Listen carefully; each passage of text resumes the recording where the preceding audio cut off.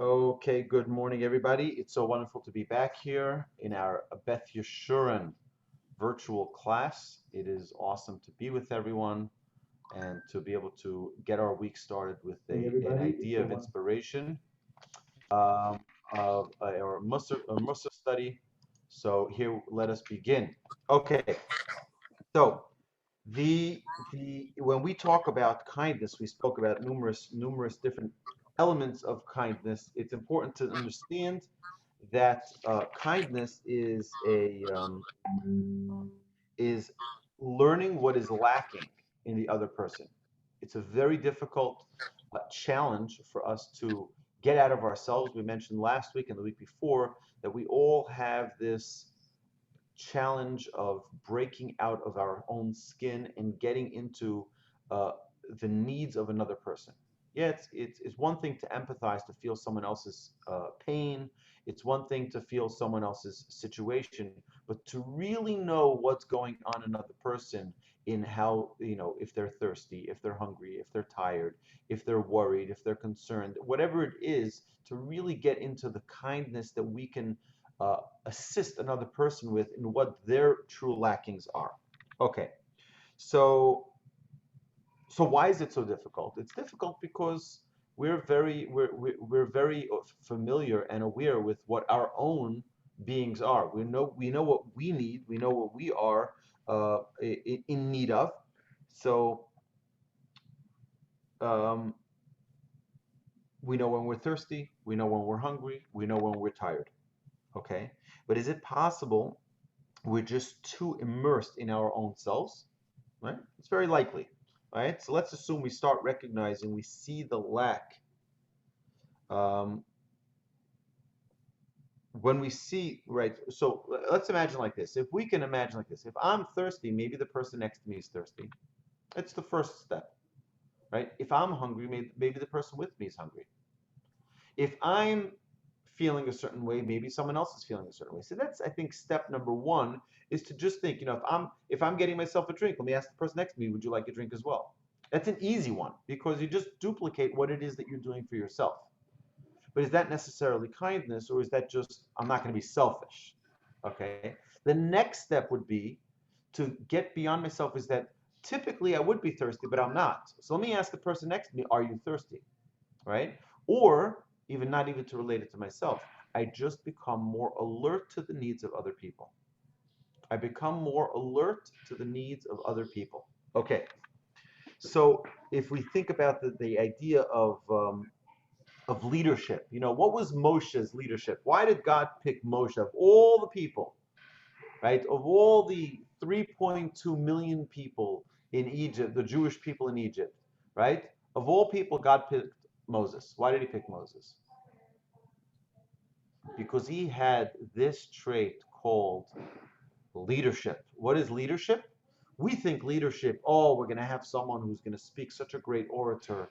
We're going to have someone who knows how to turn around the economy.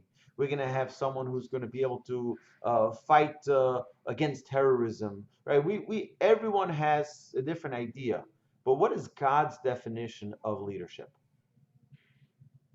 Vayar b'sivlosam. God picked Moshe because he was able to identify and connect with the pain of the Jewish people. He went out and he saw his brethren suffering, and it hurt him. He says, I can't see them in pain, right? Where it goes, I'll give you an example, right?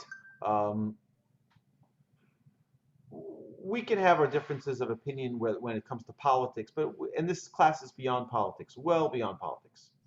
It transcends politics. But everyone has an opinion whether they go for this president or that president, this candidate, that candidate, they go for this party, that party. What is the bottom line? What is a good leader? Regardless of the political affiliation. Someone who really cares about their constituents. Someone who really identifies with their struggles. So whether it's joblessness, the people who don't have jobs, it's their concern. They want people to have jobs. They want people to have the feeling of accomplishment that they earn their own paycheck. Okay, they want people to have a dignified salary so that they can come home after a hard week of work and have enough food to put on their table. That they want people to be able to afford going on vacation. They want that's all part of the thought that needs to go in and the feeling that needs to go together with leadership. Not to say we're going to boost the economy by making a whatever it is, what type of plan they come up with, and then they say, well, it didn't really work out, but the money will be funneled to our parties. The money will be funneled to our causes, right? But at the end of the day, the end user doesn't get it, right? It really is a remarkable thing. I'm not getting, I really don't want to get into politics, but recently we faced a big financial crisis in the world. In the world, not only the United States, the biggest economy in the world, right? So the government put together a package called this stimulus, but one that will be loaning money, not only giving money to individuals who are below a certain income level, but also loaning money to organizations, nonprofits, and companies that are below 500 employees. And you know what was amazing to me? Is that every single institution and business that I spoke to actually received those funds. That's a novel idea, that the government actually acts upon a resolution. Because we've heard of stimulus packages where they're shovel-ready jobs, and then they're told, oh, well, it wasn't really as shovel-ready as they knew that in advance, right? But there was a trickery involved, right? The trickery involved is we want to get we have a certain objective, and we're using the people as that pawn. Here we see that people actually received it, and whether you like it or you don't like the president or the package or the decision, at the end of the day, the people it was meant to reach received it, and that's something which is very unique in a federal government. It's something which is very unique in a country of 350 million people, and that many people received and benefited from that package. Whether or not it'll be forgiven, whether or not it won't be forgiven, that's all to be seen later. But at the end of the day, the people who it was meant for actually received it. Again, every single institution I spoke to that filed for it got it. It's amazing. I'm on a group with about another 200 organizations on daily communication, Jewish organizations from all different parts of the world, right? All of those in the United States received it. It's an amazing thing. It really is an amazing thing. So I don't know who drafted it, and I don't know who's responsible for it, but there is leadership behind it. And the reason there's leadership is because they understand the pain, the challenge that the individual people are facing, and they figured out a solution to help the people. That's what Hashem saw in Moshe. Hashem saw in Moshe, not that he's a great orator. We know that he had speech impediments. We know that he wasn't able to speak, right? Some say it was a lisp, some say it was a stutter, some say he had, some type of, Lisa's our in-house speech therapist here. Maybe she can tell us exactly what Moshe's deficiency was in his speech, but he certainly was not as eloquent as President Obama was, right? He was a great orator, a great speaker. Again, whether you liked him or you didn't like him is irrelevant, right? There are some facts that can't be denied. He's a great speaker. Moshe wasn't, but Moshe was a great leader because Moshe cared about his constituents, right? Seeing the pain of another person and being able to connect with that pain, even if you can't help. I remember teaching this class, not this specific class, but a group of students in HSPVA, the High School for Performing and Visual Arts. This is many years ago, probably 10 or 12 years ago. I don't remember when the Haiti catastrophe was, when there was the whole thing in Haiti. And probably 10 years ago or so. And I remember we were thinking over there in the group setting, we were talking about what can we do? Here we are, who knows how many thousands of miles away from Haiti, right? What can we do for them? Not likely that we can do much. But you know what we could do? We could feel their pain. We can feel their pain, that we can go to sleep one night with a broken heart, crying that people out there, however many miles away from us, don't have a bed to sleep on, who don't have a roof over their head, that we can just feel that pain. That is an act of kindness. To feel someone else's situation, right? So we know that there is it's actually one of the 48 ways that we're going to talk about in our Wednesdays with Wolbe's series is going to be greeting people with a smile. And the Mishnah tells us in Pirkei Avot that you should be having mikabel kol adam b'sever paniv yafot. Greet every person with a graciousness, with a kindness, with a countenance, with a smile. Greet every person. You know why? Think about it for a second. How would you prefer being greeted by your fellow co-workers? With a frown? Oh, good morning. Yeah. Right? Or, good morning. It's so great to see you. Right? Which one gives you a better feeling? Of course, the latter. Right? The former gets you sad. It doesn't brighten your day. It makes it gloomy. It makes it miserable. But when we have this countenance that we're greeted with, you know what that does? That makes someone's day special. That makes someone's day bright. That makes someone. I try every morning to greet my children with a smile, with an energy, with an exuberance, so that their whole day will be energetic. Their whole day will be happy. When the day starts with like good morning, and we're like, so their day has a gloomy atmosphere to it. We can change a person's entire life. I want to share with you an amazing story. I don't know if I said the story in this class, but it's worthwhile just to hear the story so that you understand how important it is to greet a person with a smile every day. So this is a true story. I read it in a book, so it's got to be true, right? So there was a guy who would go every day to the slaughterhouse, right? He was a shochet. And he would go to the slaughterhouse, and every single morning he would go in with his carpool. He would go and he would say to the security guard, "Good morning." And every night he would leave, he'd say, "Good night," every single morning and evening. One day, the owner of the big, what they call the schlachthuis, right, the slaughterhouse, right, where they have hundreds of people coming in and going out every day. The security guard would see them, make sure it's the people who work there, they'd show their ID, and they'd go in. This individual would come in, he'd say good morning and good evening every time he came and left. The owner was the last one to leave, and he says to him, "You can't leave." He says, "You can't leave." So what do you mean you can't leave? He says, I closed the place down. Everything is good. He says, we're good. He says, "No, you can't leave. There's someone who's still in there." So what are you talking about? There's someone who's still in there. He says, "I'm telling you, there's someone still in there." And they searched around the whole place, and they found that this guy, this shochet, who always said good morning, good evening to the security guard, was locked inside a freezer. By mistake, the freezer door closed, and he was not able to open it from inside.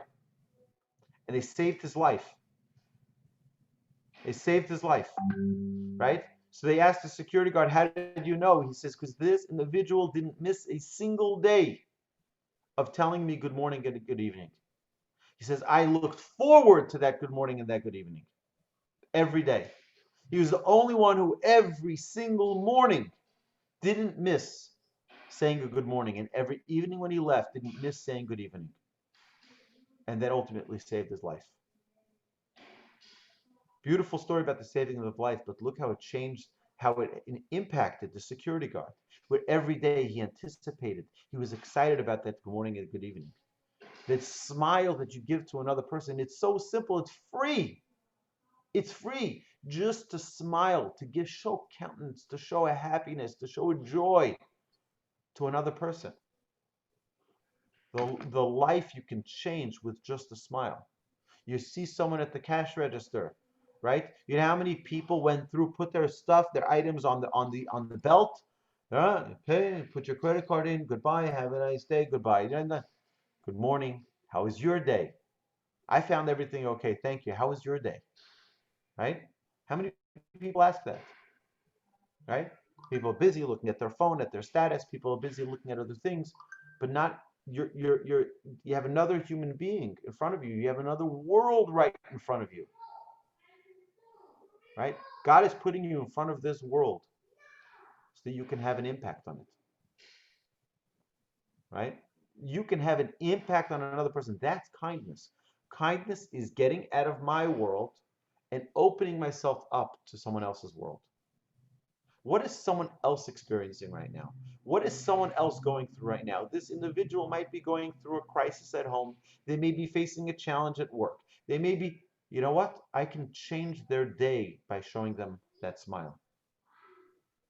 And that is our task. That is our job. Find a way that we can. So, what is the difference between kindness and compassion? What is the difference between kindness and compassion? So we know that kindness is kindness is an action related, right? A speech related. It's a something real, right? What is compassion? Compassion is thought related, right? We say b'chein b'chesed u'v'rachamim. We say God feeds us with grace, with kindness, and with compassion, right? That means that God also thinks about the right way in which we should attain it. You know, what's the feeling if someone tells us, there's a mitzvah of the Torah, by the way. There's a mitzvah we discussed this in one of the other classes in the Monday night class, in the Musar Mondays. There's a mitzvah that if someone doesn't want to take a handout because they're impoverished, they're poor, they're needy, right? So there's a mitzvah to give them a loan, right? To give them a loan as now, why are they giving it a loan? Because you don't want the money back. You really want to give it as charity. You say, just take it as a loan. I'm not giving you a gift. Give it back whenever you have a chance. Give me the money back, right? And it's an extra way, an added kindness, so that the person is able to receive it with dignity. You know you'll never get it back. You don't even want it back. But you just say, you know what, take it as a loan so that you understand how sensitive we are to someone else's feelings, that they should accept it in a way that is okay, that is dignified. So we think of b'chein b'chesed u'v'rachamim. Do you know that everything we get from the Almighty is a handout? Everything we get from the Almighty is a handout. What are you talking about? I work for a living, right? I work hard, right? But you know that you didn't have a single client come to you, right, without Hashem's help, right? Not a single client comes to you without Hashem's help, right? Yeah, we could put advertising, whether it's Google ads, Yellow Pages, if anybody still does that, right? You put your business card out, you put flyers out, and who's going to say that anyone is going to see it? What's the difference between you and your competitor, and your competitor doesn't get their business, right? How many people advertise in the same exact way, and one has results and one doesn't? One has great results, one has mediocre results, because it's the hand of Hashem who's guiding it. So we think, look at me, look at what I've been able to accomplish. But you know what the real truth is? Hashem is standing right behind you, giving you dignity, saying, look, this is something you accomplished, when really it's Him making you feel as if you accomplished it, so you feel proud, so you feel good about it. So it's not only bechesed, it's not only the kindness, but it's also with rachamim, with compassion, that God says, I'm thinking about the best way it can be presented to this individual so that they accept it with dignity. When we do a favor for someone else, is there a way perhaps that we can do it in a more compassionate way? Not only do the act of kindness, but do it with compassion so that now the person can feel dignified. They can feel like it is not something which is taking away their dignity, right? It's not something which is going to, there's so many details in how this can be done properly. To not only give to someone, but to give to someone in a way that they feel, they're not a beggar, they're not a pauper, they're a human being, right? I'm going to hire them, give them a contract, right? Think of that contract. Well, what is it? I've asked many, many business owners, people I learn with, I say, tell me, what brings customers your way? Honest people will tell you, I have no idea. I've asked them, do you have your orders ready for the next day? No. No idea who's going to come the next day. I come in the morning and there are orders waiting for me, whether it's in the email inbox or whether it's on the fax machine, right? If people still use that, right? But it just happens. How does it happen? How does it happen? It doesn't just happen. There's an almighty God, a creator of heaven and earth, all powerful, all capable, who works the world in a mysterious way to make it so that every person feels dignified with the kindness that Hashem gives them. So it's not only b'chein, it's not only with grace, it's not only b'chesed, it's not only with kindness, but it's also barachim, it's also with compassion, in a way that's palatable, in a way that's acceptable for the individual. So there are no two people's needs who are the same. We think, oh, this is the way I do my charity. I want to share with you a great Dvar Torah that I heard yesterday. It has to do with giving because it really is amazing. In this week's parsha, it says, "And you'll give to the Kohen, and this shall be your portion. You shall give to the Kohen, and this shall be your portion." It's an amazing story that's told about a Jewish businessman who became very close to the king in Poland, and the king loved this advisor, this Jewish advisor that he had, but the king's other advisors weren't so happy that the Jew had such access to the king. So they came up with a scheme, and they said to the king, you know, this Jewish guy is really cheating you. He's taking a lot of your money, he's hiding it, and he's not disclosing it to you. We just want you to know that he's cheating you. And the king didn't know, but he had a lot of pressure from all of these advisors. So he decided he's going to audit this Jew. So he asked the Jew, tell me, what do you have? And the Jew told him, instead of telling him he had, 10 million, he says, I have 1 million. He only told him 1/10 of what he had. And the king does the audit, and he says to him, you lied, right? And he throws him into a prison. And then the king has a little bit of thought. 1 second, why did he tell me that he had 1 million when he really had 10 million? So he calls him out of the prison, out of the dungeon, and he says to him, I don't understand. You had 10 million. Why did you just tell me you had 10 million? He says, because the Torah tells us that what you give in charity is what you really have. And I am very careful to give 10% charity. So I had 10 million, but I looked in my book what I had given away, and I'd given away 10%, and that's what I really have. The other 9, that could be taken away. But what I gave, the mitzvahs I've done, that's my possession. That's what I really have. The king was elated by this idea, and he restored him to his position, obviously, and gave him much more than he had previously had as a reward for this idea to understand. It really is a true idea.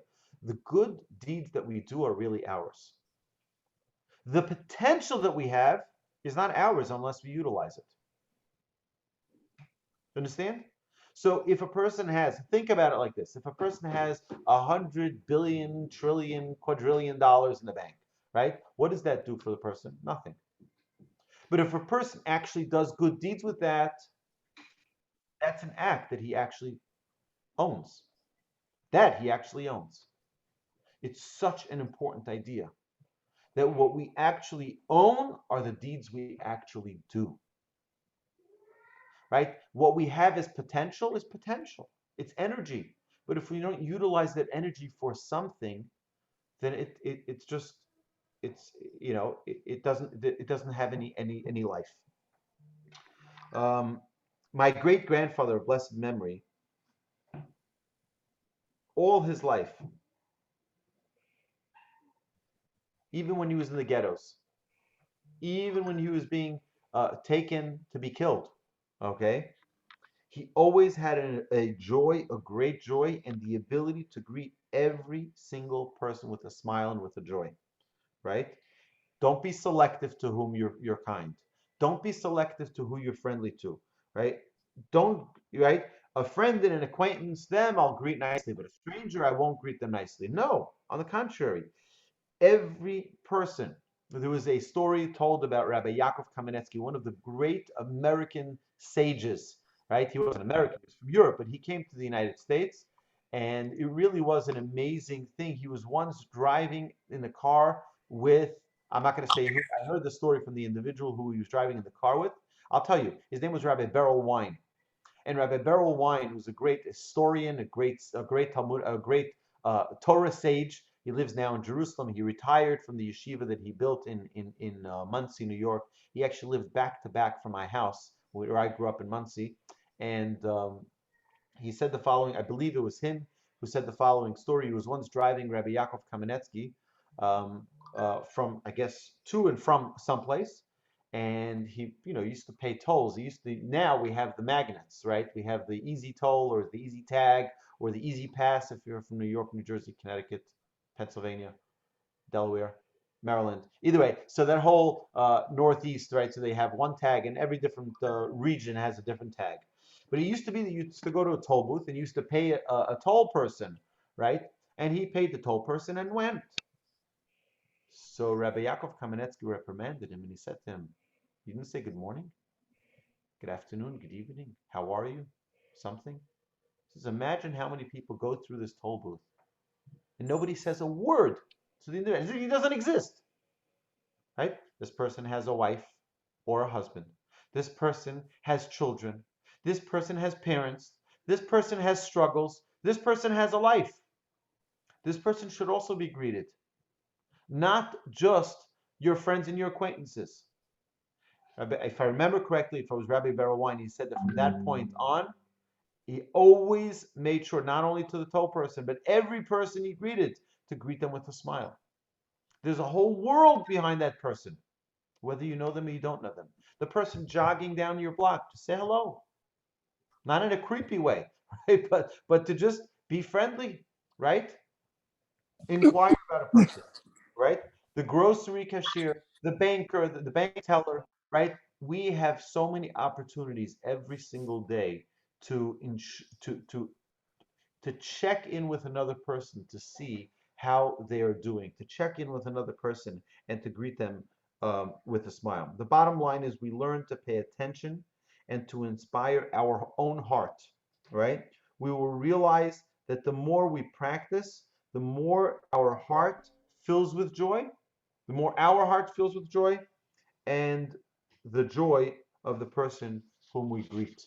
Right? All of this is possible when we get out of ourselves. We know that the Torah tells us that what does it mean to be a giver? It means to be a noten. And the Torah refers to it in several different ways, but the word is vinatnu, and the Jewish people gave, right? The Jewish people gave, and that's a palindrome. A palindrome is that it can be written both ways. When you give, you get so much back in return. It reciprocates in return. So when a person focuses on giving, and that shouldn't be the reason why, but don't ever think that when you give, you don't get back. When you give, you get back. There's no such thing as it being a one-way street, right? Um, I want to share with you an amazing story. It's probably one of my favorite stories, and it sends a shudder through your spine when you hear this story, because it really gives you an indication of the power of thinking about other people. So I know the story because I heard it from the son of the individual this happened to. This happened to Rabbi Jacobson, who lived in Ber Yaakov. And Ber Yaakov is a village where my father grew up. There were only 3 or 4 religious families in the entire village. There was the yeshiva, where my grandfather ran the yeshiva, and there was the seminary, which Rabbi Jacobson, Rabbi Jacobson ran. He had a seminary, a girls' seminary, and there was a community, right? And there were many people who lived in the community. It was, again, not a very big one, but there was known that there were 2 families that were in a feud, in such a major fight that they didn't talk to each other. It's like almost like when I was living prior to Houston, I lived in a different community in Connecticut, And I asked them, I was like, I'm a really smart guy, okay? I'm really, really smart because if you do the math, if one shul has 5 people and the other shul has 6 people and the other shul has 7 people and you put them all together, you'll have like a really nice minyan. But if each one stays separate, right, then you're not going to have a minyan, right? It's a big problem, right? So I came up with this brilliant, genius idea, like, right? Let's put everyone together and we'll have a nice minyan.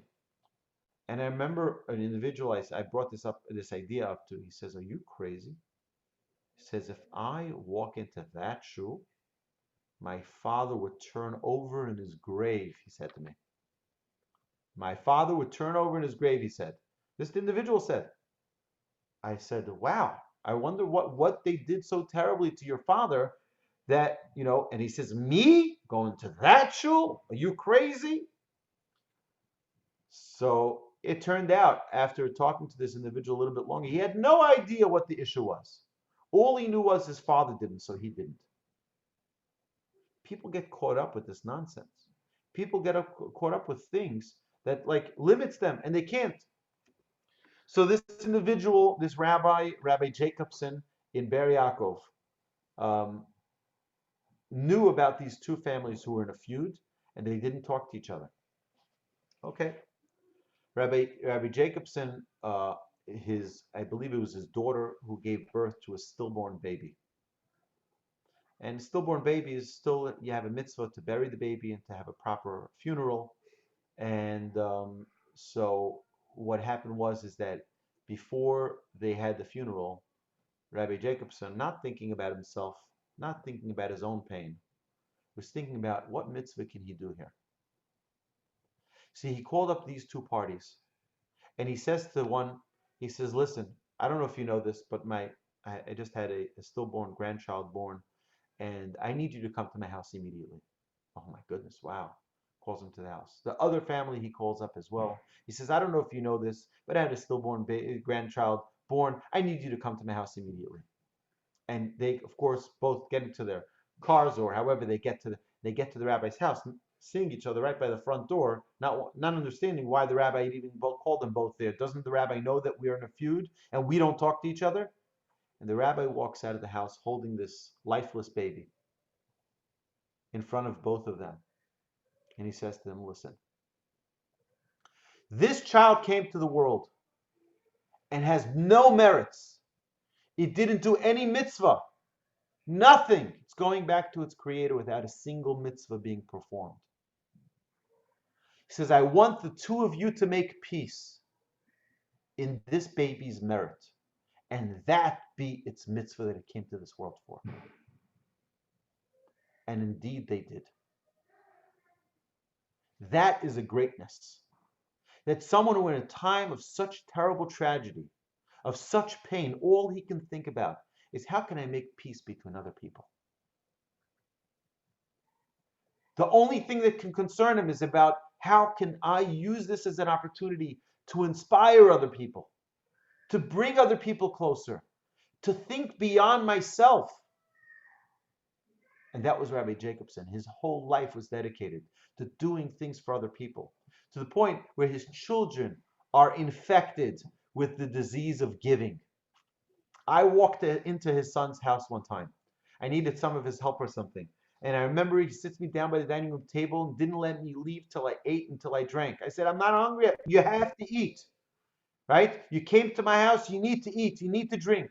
And then he tells his daughter, he says to her in her ear, he says something, right? She runs out of the room and she comes back with a box. He says, "Here, this is for you." I said, "What's this? I came. I needed your help for something. What are you giving me?" He says, "No, you don't leave my house without a gift."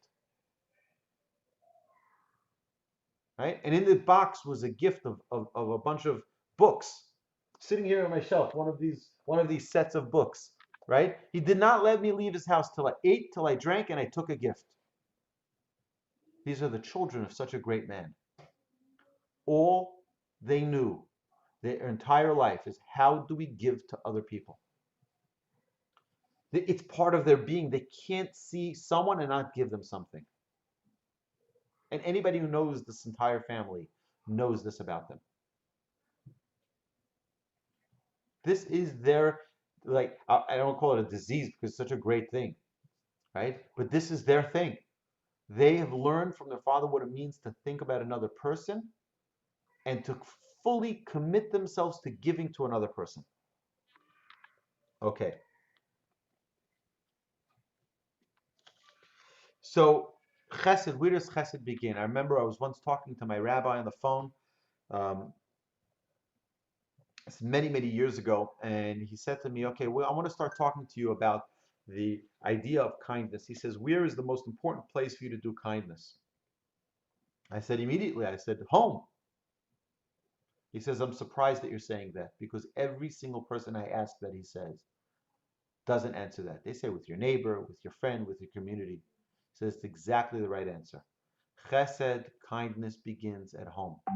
Whether it's with your spouse, whether it's with your parents, if you're fortunate to have them, or it's your children, right? Kindness begins at home. Think of a way to do acts of kindness in your home, whether that means preparing dinner for your wife or husband, whether it means treating your child, thinking about what your child needs, what's your child's challenge, what's your spouse's challenge, what are they facing at this moment, what do they need? Maybe they need a hug, maybe they need a word of encouragement, a pat on the back. What do they need? Think about it. Let's get out of our own skin and get into someone else's world. What do they need now? And faces, you know what a face is? In Hebrew, the face is called panim. Panim means face, or punim, right? In Yiddish, that's the right. Right. Do you know what that word means really in Hebrew? It also means the word pnim, which means inside, internal. Because your face, your panim, shows what's pnim, what's inside. You want to see what's going on in a person? Look at their face. You can only fake that much. Makeup can only cover up that much. If a person is truly concerned, worried, sad, it says it on the face. Look at someone's face. Look at what's going on inside of them. It's the window to their world. And you can see what's going on. You see someone worried, give them a word of encouragement. Ask them what's going on. How do you know that I'm worried? How do you know that I'm upset? Well, it's written all over you. You don't need to say that, right? But you can say, I can sense that you're upset. Let's talk about it. Maybe there's something I can help. Maybe there's something I can assist. Or maybe there's something I can listen. Maybe I can just be there to listen. Okay? That's kindness. Kindness is going beyond ourself. Kindness is not thinking about the me, it's going beyond ourself.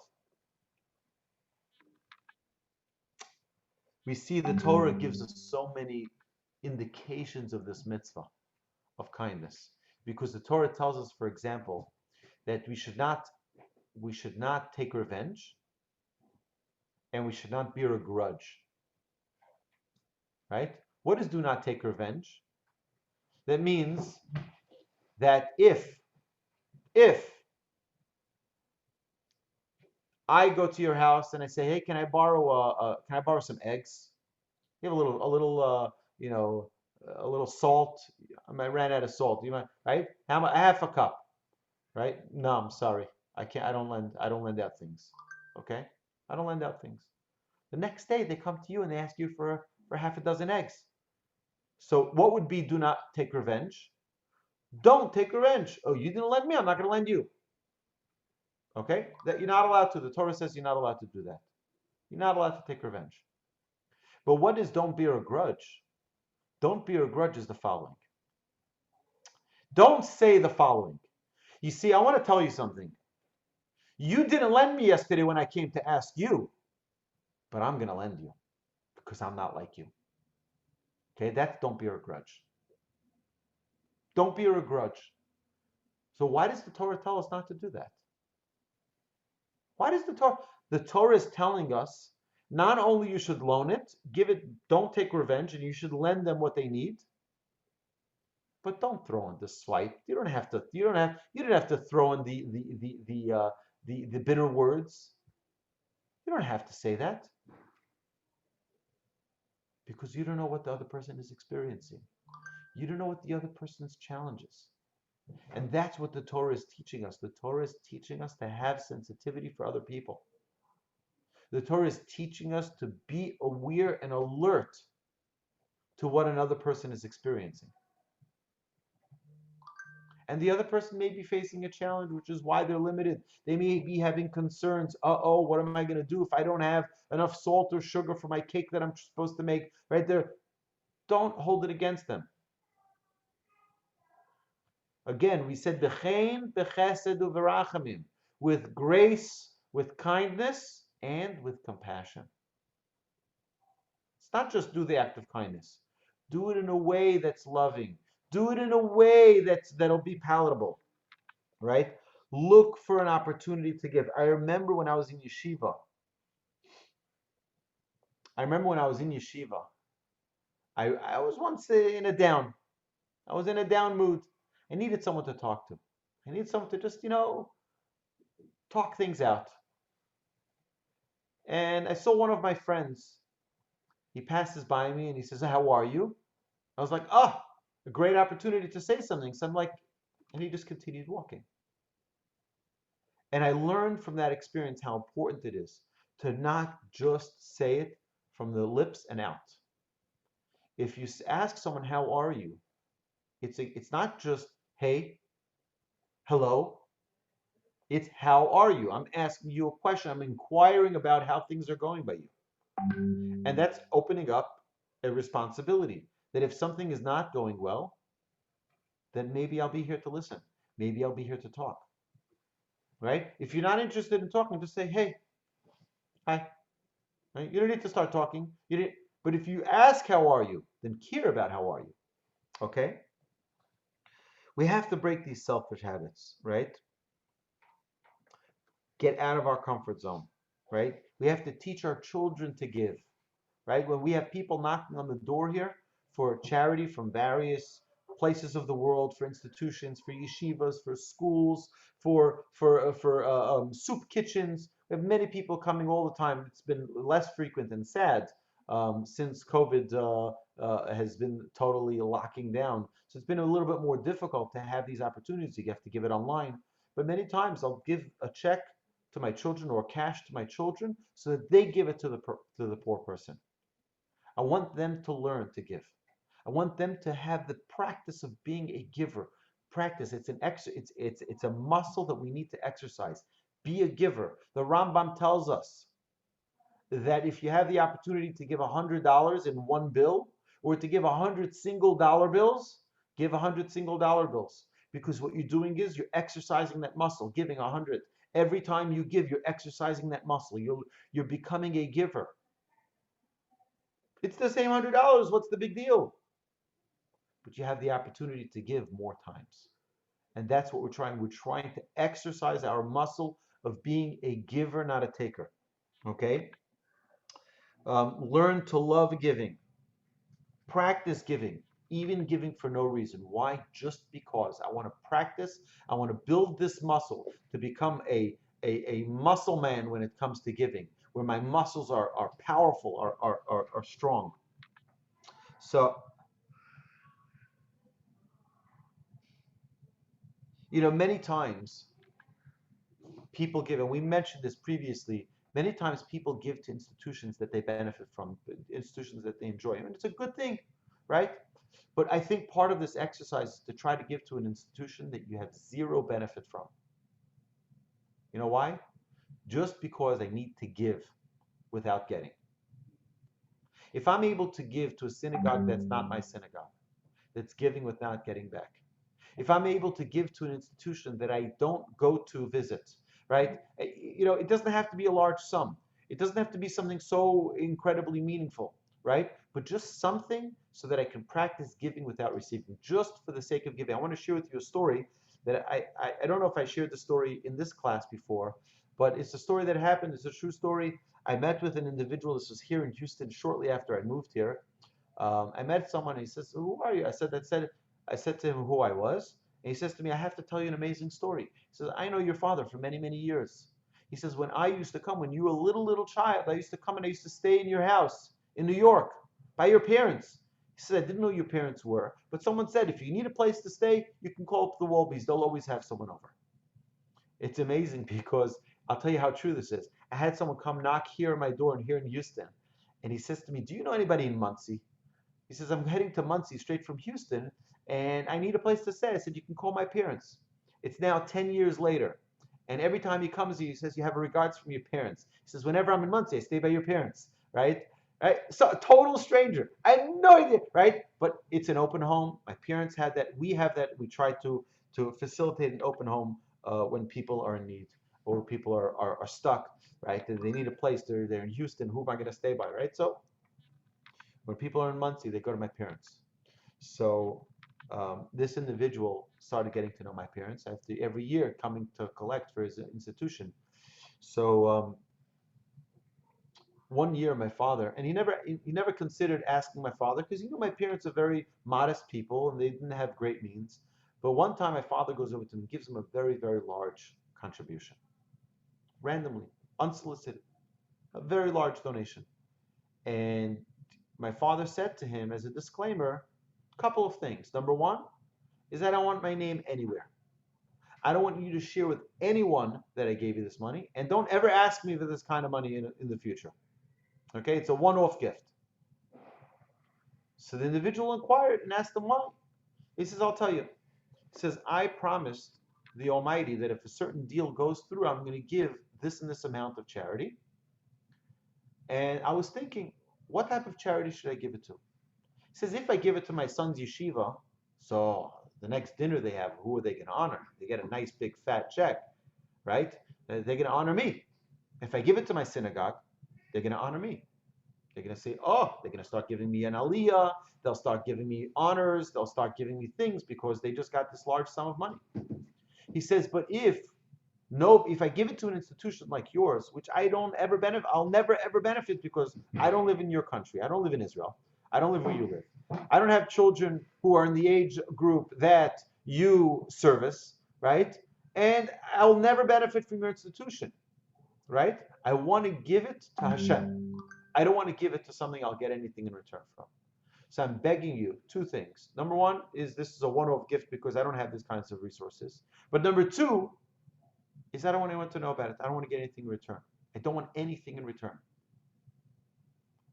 So I heard this story. It was a Friday night. And I was like, wow. And immediately after Shabbos, I called my father. And I said to my father, I heard this story. He says, who told you this story? He says, nobody's supposed to know about the story, right? He was very upset that the story got out. Now, the person who told me the story figured, it's 10 years, 20 years later, it's not a big deal, right? My father was very upset that someone knew, but I was happy that I found out about the story because that's a story of true giving. That's a story of true kindness where we give because we don't want anything in return, right? And that is such an incredible idea of what it means to be a giver. To be a giver. So, there's so many more stories to talk about. Oh wow, I'm so excited. I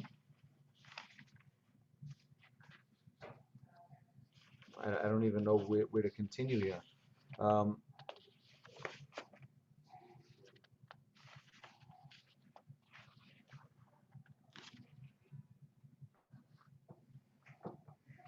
Okay, so let's continue here as follows.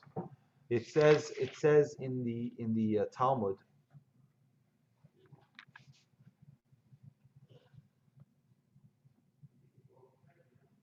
So I'll just share with you. We mentioned about giving kindness at home. Okay, and we'll get to the Talmud piece in a second. Giving at home. So I'll tell you an amazing thing. My rabbi of blessed memory, Rabbi Beryl Eisenstein, Zecher Tzadik Livracha. So every time I called him, I was very close with him, and I'd speak to him regularly. Every time I called him, he asked me the same question. He'd ask me, how are you? And then he would ask me a very peculiar question. And he would say, do you wake up for your children at night? And I'd say, yes, of course, Rabbi. He'd say, okay, great, now how are you? It's like every time there's like this, it's like, everything going okay? Do you wake up for your children? Okay, now tell me how are you, right? So I remember I asked my Rebbe, I said, Rebbe, every time you ask me how I'm doing, you ask me also, do I wake up for my children? He says, because if you don't wake up for your children, you're not my student. He says, my students wake up for their children at night. He says, you know what? Your wife works hard all day. She has to feed the child. Great. But you know what you could do? You can get the child from his crib and bring him to your wife. He says, that's the very least that you can do. You wake up for your child, you bring him so that she can feed him in the middle of the night. Right?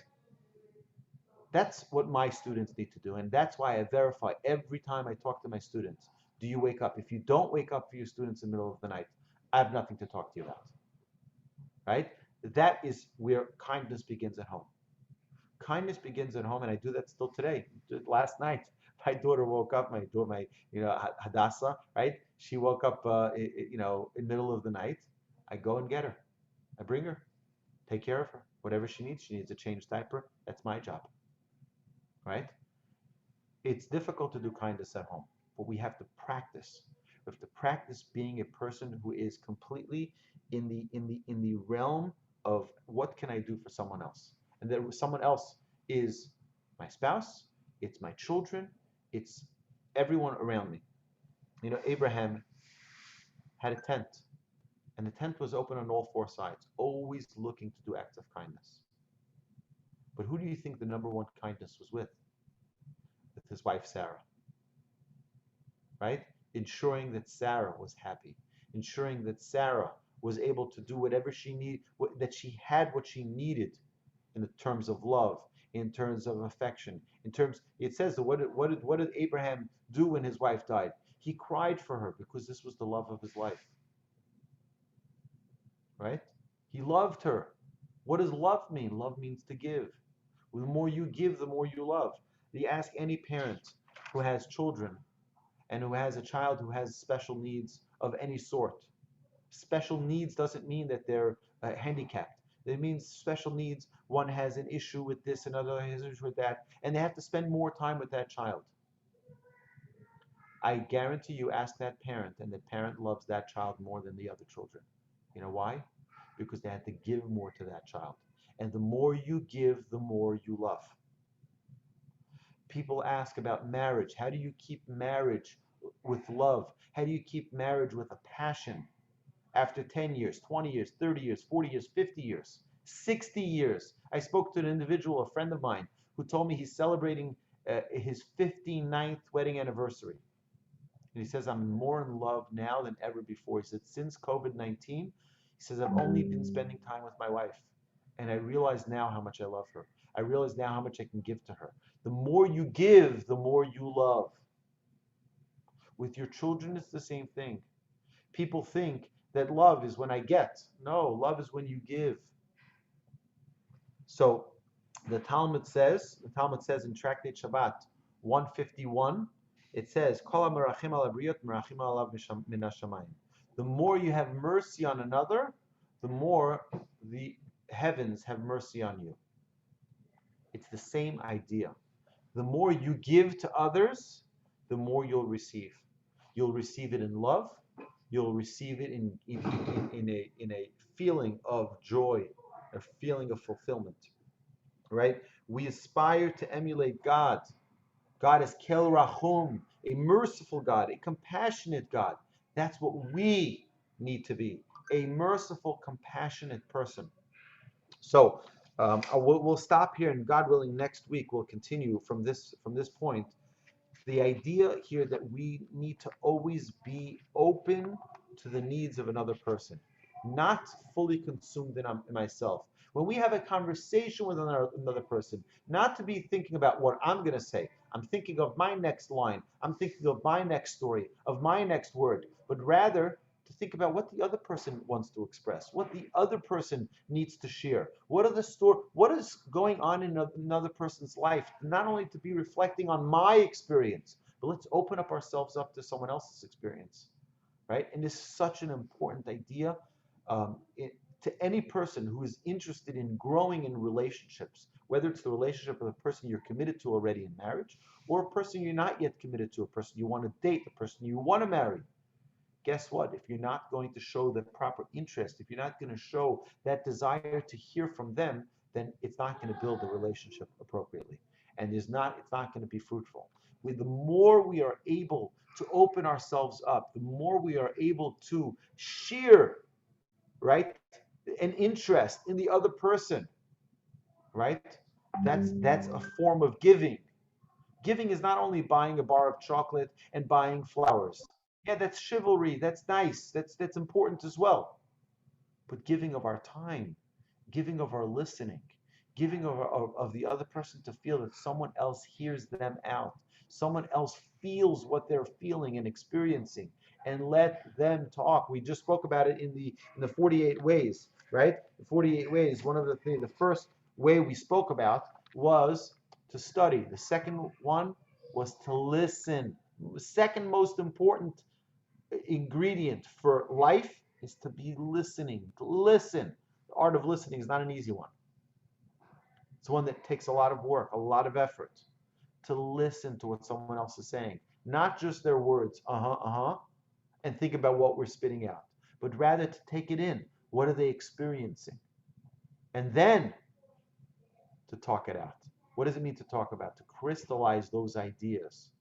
To not just spit out, oh, this is my thing in response. Oh, so you said I heard something. Let me inquire further. And actually this week we're going to be talking about putting things into our heart. So when someone talks and we crystallize those ideas, whether by the way, if you're learning something new, you listen to the professor, then you crystallize the ideas, you talk it out with someone, but then you got to put it into action. You got to put it into your heart. When you talk to a friend and they say something, 1 second, did you mean that? You understand? Now put it into your heart. What does that mean about that person? Does that person actually feel that way? That's terrible if someone feels that way. Let me help them. Let me inquire how I can be of assistance. So my dear friends, let's utilize these unbelievable opportunities called life, right? Days, every day we have is an opportunity. Every single minute of life is an opportunity to magnify the world with the brightness of giving. Every single day we have that opportunity, right? Let's make this world so much greater by opening up ourselves, not just being self-consumed, what I want, I'm hungry. But guess what? Start with the easy. If you're hungry, likely someone else around you is hungry as well. Ask them, are you hungry? Can I make for you? Can I make lunch for you? What can I prepare for you? You're thirsty? I know I'm thirsty, right? That's the easiest way, the lowest level. The lowest level of giving is reflecting from yourself. The next level would be, I'm not thirsty, but maybe you are. Maybe think beyond ourselves. Okay? And we spoke about many other levels. Hopefully Hashem will help us that we'll become people of true kindness. Just like our forefather Abraham was the paramount example of human kindness. That God willing, the Almighty will help us attain that great level. So before we sign off of Torch Zoom, the Zoom class, I'm just going to sign up from our friends on Facebook and YouTube. Thank you so much for joining us. Please like and share these videos so that more people can learn Torah. Thank you, and join us again for our other